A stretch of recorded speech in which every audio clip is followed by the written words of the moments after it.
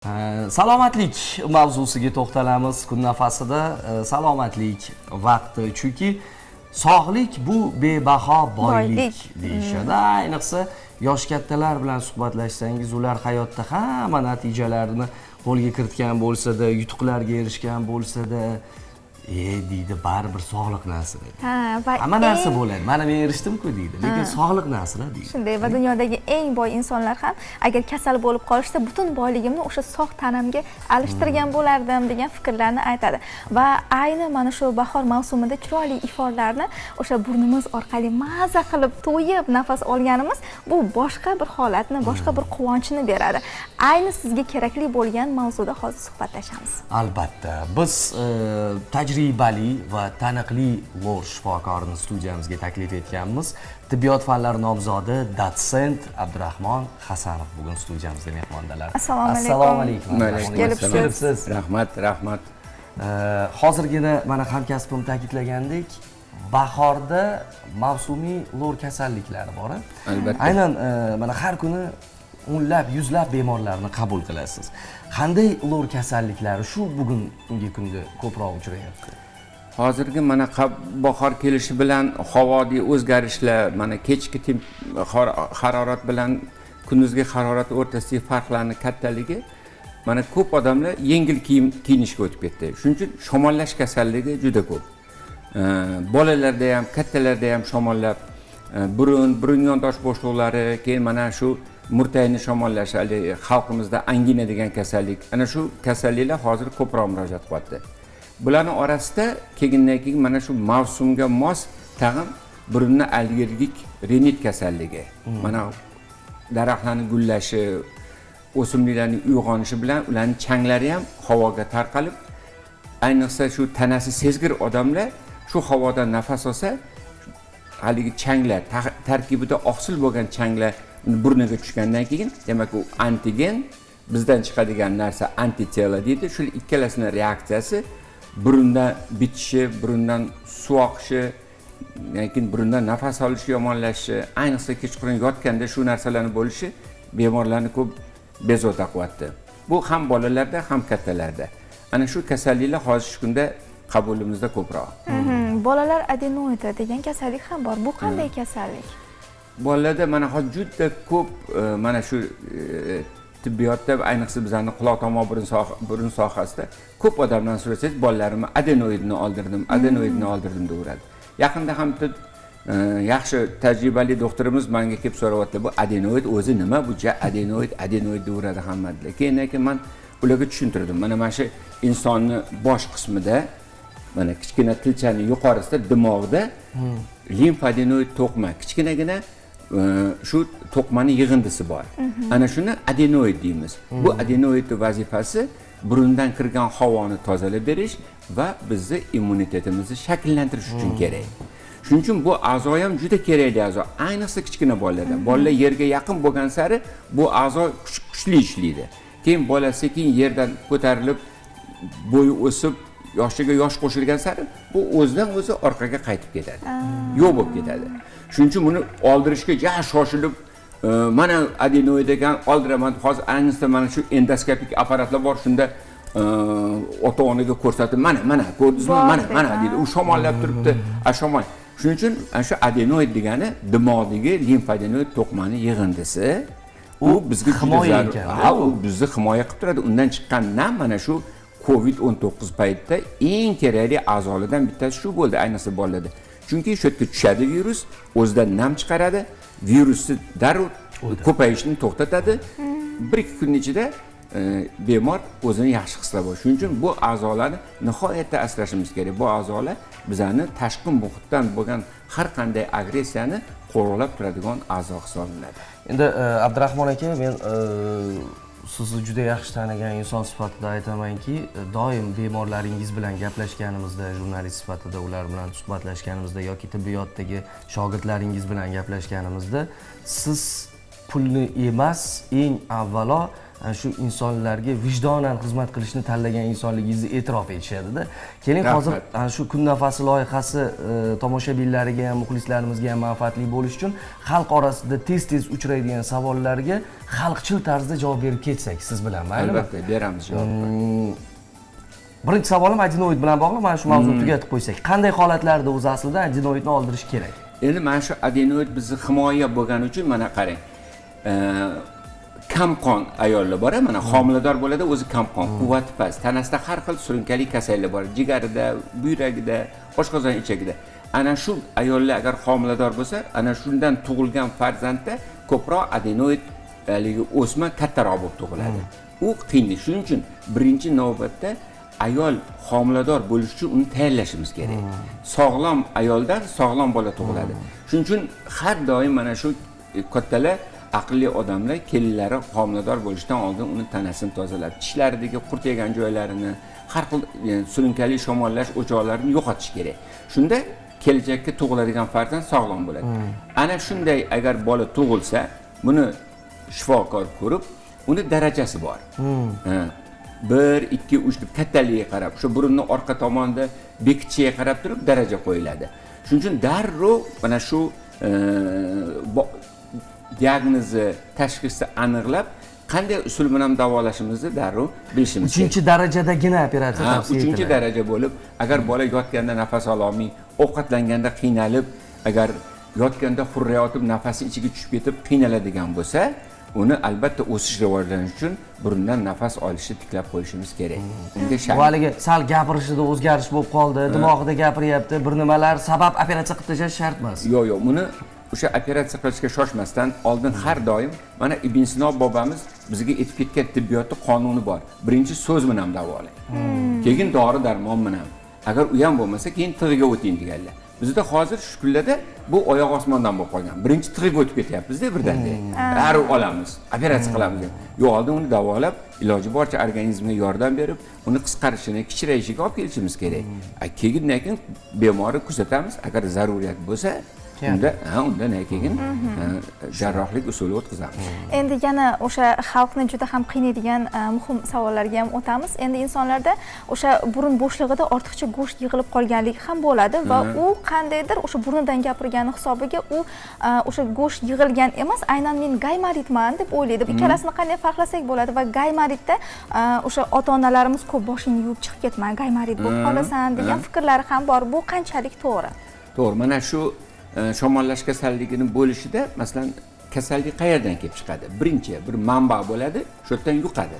Ikkinchisi mana shu inson o'zida bu bor. Mana shu nafas olganimizda bizga million infeksiya ichimizga kirib chiqadi. Ana shularni mana biz muvozanatini buzishimiz darajada. Qarang, bosh yuvib chiqib ketish, bizda narsani iste'mol qilish, ma'lum bir nimalarga ahamiyat bermaganimizdan keyin shu mikroblar aktivlashib, o'zimizdagi mikrob kasallikni chaqiradi. Endi mana shu burundan go'sht deyish, mana yosh bolalarda burundan go'sht deydi, bular hammasi shu adenoid ketadi. Doktor ota-onaga oson tushuntirmoqchi bo'lib, dimog'ida go'sht bor, shuni olaman deydi. Endi kattalardacha u adenoid ketgan, burundagi go'sht bu polip deydi, polip. Mana allergik rinosinusit, allergiya bilan og'riydigan kasallarda ana shu burnidan go'sht o'sadi, polip o'sadi, polip. U ham burun yo'lini to'sib qo'yadi, nafas ola olmaydi. Juda haligi yurak qon tomir sistemasiga ta'sir qiladi. O'shaning uchun buni ham ayniqsa yotganda yota olmaydi, qiynaladi. Kislorod yetishmaydi. Kislorod yetishmaydi, miyaga kislorod yetishmagandan keyin unda nevroz holati bo'ladi. O'zini hali ish faoliyatidagi bajaradigan ishlarini bajara olmay qoladi. Shuning uchun ana shu kasalliklarni birinchi boshlanishidan, birinchi belgilari bo'lganda murojaat qilsak yaxshi bo'ladi. Davolasa bo'ladi, qaytarsa bo'ladi ularni. Gaymaritchi. Gaymarit degan mana qarang. Insonni mana shu bosh qismi, mana bosh qismi. Mana shu bosh, ikkita ko'zi. Ko'zini atrofida hammasida bo'shliqlar bor. Ana shu bo'shliqda bizda zaxiradagi havo turadi. Bu havo mana qarang. -40 gradusda nafas olsangiz, to shu burningizdagi nafas dimog'ingizga borguncha 36 gradusga yetadi. Chunki bu yerda havoni isitib beruvchi sistema bor-da. Ana shu zapas havolar turadi. Endi haligidagi holatlarda inson o'zini har xil holatga tushirib kasal bo'lgan paytda mana shu havo turadigan bo'shliqni ichini qoplab turgan shilliq qavat yallig'lanadi, kasal bo'ladi. Ana buni nega mana shu gaymar bo'shlig'ini birinchi topgan olimi nomiga gaymarit deydi. O'zi yuqori jag' bo'shlig'i deyish kerak anatomik jihatdan, lekin birinchi bu olimning familiyasiga olami familiyasi bu. O'shaning uchun gaymarit deymiz shu. Endi mana peshona suyagidagi bo'lgan mana frontit. Ko'z bilan burunning o'rtasidagi etmaydi. Mana qarang, miyani eng tagidagi bu asosiy bo'shliq. Bu ham juda mana shamollasa xavfli, har doim bosh og'rig'i bo'ladi. O'tib ketsa ko'zni ko'rishiga ta'sir qiladi, ustida juda muhim bez turadi, unga ta'sir qiladi. Shuning uchun bu burun yondosh bo'shliqlarni shamollashdan asrashimiz kerak. Ayniqsa mana yoshlarga ertalab bosh yuvib chiqib ketish, mana eng ko'p uchrayotgani. Hozir mana boshqa katta davlatlardan ham doktorlar chiqib gapiryapti. O'zimizda nega mavsumga xos kiyinish kerak. Hali bizda to mayni oxirigacha iloji boricha sal issiqroq kiyinib, o'zini birdan havo o'zgaradi hozir mana. Ertalab bir havo. Shuning uchun ana shu kasalliklar bo'lmasligi uchun o'zini saqlab, mavsumga mos kiyinib yurish kerak inson. Gaymaritning davosi har doim ham o'sha usulda prokol, teshishmi yokida boshqacha davolasa ham bo'ladi? Endi gaymaritni bizdan oldingi o'tgan olimlar uni har xil formalarini yozib ketgan. Bu 7 xil formasini yozib ketgan. Shu formasiga qarab turib tashxis qo'yib, keyin o'shanga qarab davolash taktikasini aniqlaymiz. Endi harakat qilamiz mana shu prokol qilmasdan davolashga, chunki o'sha nina tiqib ham shilliq qavatni butunligini bilmasak, uni shu mana shu shilliq qavatni ichi mayda tuk bilan qoplangan bu. Bu aylanib turadi havo bo'tadi. Ana shu shamollagandan keyin yig'ilgan yeringlar shu haligi epiteliyni, xilpillovchi epiteliyni harakatini to'xtatib qo'yadi. Biz shuni doktor ana shuni harakatini tiklashimiz kerak. Tiklash uchun mana har xil yuvish prosesslari, dori-darmonlar, har xil mashqlar, ana shularni qilib harakat qilishimiz kerak. Agar shunda mana 1-2 kunning ichida agar bemorga yaxshi yordam bermasa qilayotgan muolajamiz, unda haligi keyingi usulga o'tamiz. Bu usullar endi o'sha ninani tiqib davolaymiz. Ninani Kulyukovskiy ninasi deydi. Bu Kulyukovskiy SSRda Sovet armiyasida bosh otalaringa o'lg'i bo'lgan. Mana issiq joydan sovuq joyga soldatlar borgan, tez shamollab qovurgan, gaymarit bo'rgan. Buni hammasini operatsiya qilib bo'lmaydi, qiyin. Shuning uchun o'sha iglan ninoni o'ylab topganda, o'sha nomiga igla Kulyukovskiy, Kulyukovskiy ninasi. O'shani sekin og'ritmasdan qilib, ichlarini yuvib tashlaymiz. Bu usul ham bor. Endi usul ham yordam bermasa, unda jarrohlik usullari bor, ularni qilishimiz kerak. Oxirida jarroh. Bu nasliymi yoki o'sha siz aytmoqchi turli xil omillar sabab yuzaga keladimi? Gaymarit kasalligi. Naslga o'tadigan kasallik. Yo'q, gaymaritda allergik turi bor. Gaymaritda allergik turi bor. Masalan, otasida, onasida, yaqin qondoshida agar allergiya holati bo'lsa, u bola tug'ilgandan unga genetik o'tadi u. Sekin u allergiya bo'ladi. Allergiya bo'ladi. Bu nasliy formasi. Lekin mana shamollashlari o'tmaydi. Chunki mana oilada mana shunday kasallikka uchramagan hech kim bo'lmasa, insonning o'zini ham ong ostida men unday kasallik emasman degan fikr tug'iladi. Shuning uchun ham har qanchada vrach nazoratidan o'tish kerak, vrach ko'rigidan o'tish kerak. Albatta, o'shanda oddiy rentgenografiya qilishimiz kerak.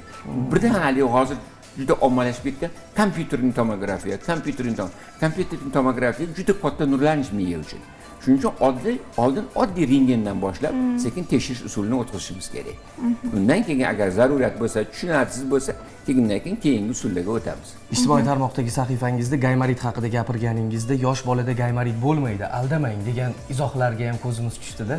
Lekin siz o'sha tajribali olim sifatida unga javob berishni lozim topmadingiz. Lekin mana shu maydonda javob berib keting, yosh bolalarda gaymarit bo'lishi mumkinmi yo'qmi? Yo'q, mana shu bolalarni o'sish, rivojlanish degan nimada shu ko'p odamlar hozir mana tibbiyot pulli bo'lgandan keyin har xil mulohaza bildirib turibdi endi.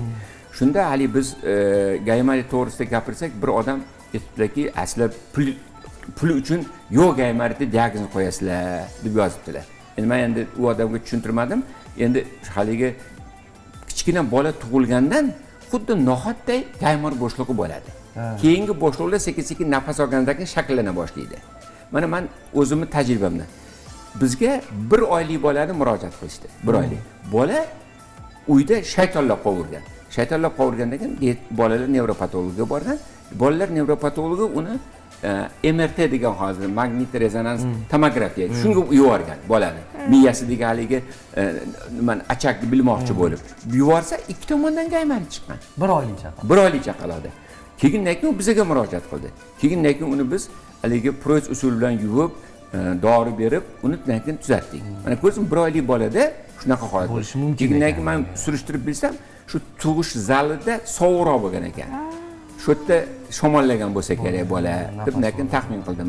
Chunki badan sovigan, shundan kelib chiqqan. Abdurahmon aka va xalq orasida yana bir uchraydigan mavzu bu burun devorlarini qiyshayishi. Mani o'zimga ham shunday deyishgan, borganimda darrov burun devoringizni to'g'rilab jarrohlik amaliyotini o'tkazib qo'ya qolaylik, oson bo'ladi, 15 daqiqada chiqasiz, falon million bo'ladi, bemalol nafas olasiz deb menda uchraydigan ba'zi bir simptomlarni aytishganda shulardan qutulasiz deyishganda, men qo'rqqanman. Oxirgi paytlarda ijtimoiy tarmoqlarda mashhurlar bilan bog'liq vaziyatlar bo'lyapti, burun jarrohlik amaliyotida miyaga qon ketib qolish va hokazo, qo'rqdim to'g'risi. Menga o'xshagan odamlar qancha? Shularga qanday tavsiya berasiz? Endi bu ham bir haligi munozarali mavzuda. Shu sohada ishlagan olimlar bor. Masalan, burun o'rta devorini bolalarda qiyshayishi, kattalarda qiyshayishi, shundan ilmiy ishlar qilib, kandidatlik, doktorlik dissertatsiyasini yoqlagan juda katta kitoblar yozgan odamlar bor. Shularning ma'lumoti bo'yicha yer sharidagi 90% odamda burun qiyshiq bo'ladi. Lekin 30% da u har xil burun kasalligi bo'lib ko'zga ko'rinadi. Ana shu 30% da ko'rsatma bo'lsa, biz uni jarrohlik usuli bilan shu qiyshaygan joyini to'g'rilab qo'yishimiz kerak. Qolganlariga masalan burun yaxshi nafas olayotgan bo'lsa, burun o'zini nafas olish funksiyasini, hid bilish funksiyalarini yaxshi bajarayotgan bo'lsa, biz unga tegishimiz shart emas. Hozir yo'q, bitib qolgan. Uni ayniqsa kechqurun yotganda. Agar yotganda bizda qon aylanishi juda pasayadi, shu paytda burun kasali qo'ziydi o'zi. Agar shu yotganda burun bitmasa, uni bezovta qilmasa, uyqusini buzmasa, unga tegishimiz shart emas. Mana haligi adenoidni gapirdik, mana burun o'rta devorini gapiryapmiz. Hozir bizda shu pulli tibbiyot paydo bo'lgandan beri juda ko'p shu operatsiyalar amalga oshirilyapti. Lekin mana men bir zo'r yigitga tanbeh ham berdim internetda chiqqandan keyin.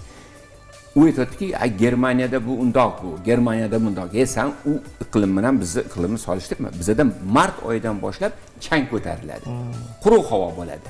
Bu bizning shilliq qavatga, burun, tomoq, dimoq, shilliq qavatlarimizga bu juda katta nagruzka bo'ladi. Bu burunni tozalashga ulgurmaydi. Ana shundan o'z kasalliklar kelib chiqa boshlaydi-da. Shuning uchun nihoyatda bu operatsiyalarni chegaralashimiz kerak. Zarur paytda qildirishimiz kerak. Boshqa paytda harakat qilishimiz kerak. Konservativ usullari bor. Hozir juda ko'p dori-darmonlar, tabiiy usullar bor. Shularni qo'llashimiz kerak. Lekin bemorlarga ham aytib qo'yishim kerak, bemorlarning o'zi ham g'oda sababchi bo'lib, odamni shoshiradi. Bunaqa deb aralashadi. Ozgina bilmi bo'lsa shuni ishga solib, nimani doktorga ham shoshirib qo'yadi. Shuning uchun ham shifokor, ham bemor o'rtasida bir kelishib, shoshmasdan shu masalani hal qilsa yaxshi bo'ladi. Albatta. Studiyamizga xush kelibsiz. Rahmat. Siz bilan suhbatlashib qancha tibbiy bilimlarimizni oshirdik. Ayniqsa ko'pchilik uchun muhim bo'lgan, ayniqsa shu mavsumiy bo'lgan kasalliklar borasidagi bilimlarimizni oshirdik. Sog' bo'ling, salomat bo'ling. Bugun ham mana hozir ham bemorlaringiz kutib turibdi, shu sababdan imkon qadar tezroq savol berishga harakat qildik. Omon bo'ling. Kelganingiz uchun rahmat aytamiz. Rahmat. Kelibsiz, sog' bo'ling, salomat bo'ling. Bizni ko'rayotgan odamlarga ozgina foydasi tegsa, yosh shifokorlarimizga foydasi tegsa, biz xursandmiz. Albatta, rahmat. Xush kelibsiz.